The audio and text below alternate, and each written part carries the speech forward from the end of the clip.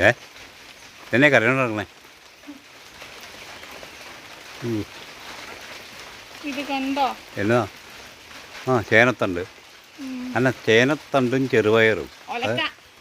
ഒലയ്ക്ക് പന്നിയോ? ഞാനോ?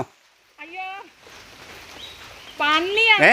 നീ എന്നാ വിളിക്കണേ? എന്നെയാണോ പന്നിന്ന് വിളിക്കണേ നീ? അയ്യോ ഇത് പന്നി തിന്നതാണ്. ഓ അത് പറയണ്ടേ.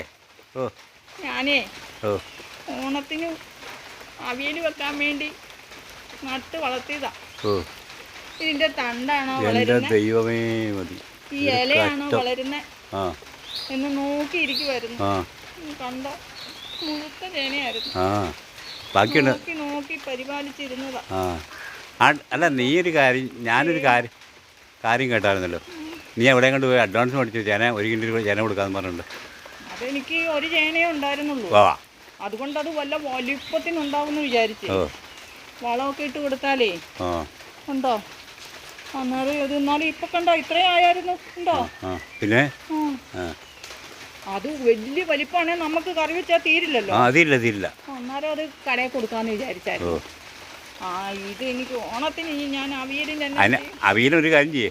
ഇപ്പൊ നീ ഓണത്തിനുള്ള അവിയൽ ഇപ്പഴങ്ങ് വെച്ചോ. ഇത് കൊണ്ടൂല്ല. ഇത് പന്നി അത് ബാക്കി വരുന്നേ. പന്നിപ്പനി ഉണ്ടാവും. പന്നിപ്പനി എന്ന് പറയും. പനിയുണ്ടോ? ഉണ്ടോ പന്നി തിന്നതിന്റെ ബാക്കി തിന്നാല്. പക്ഷിപ്പനി എന്നൊക്കെ കേട്ടിട്ടുണ്ട്. നിങ്ങൾക്ക് എന്നത് അറിയാമെന്ന്.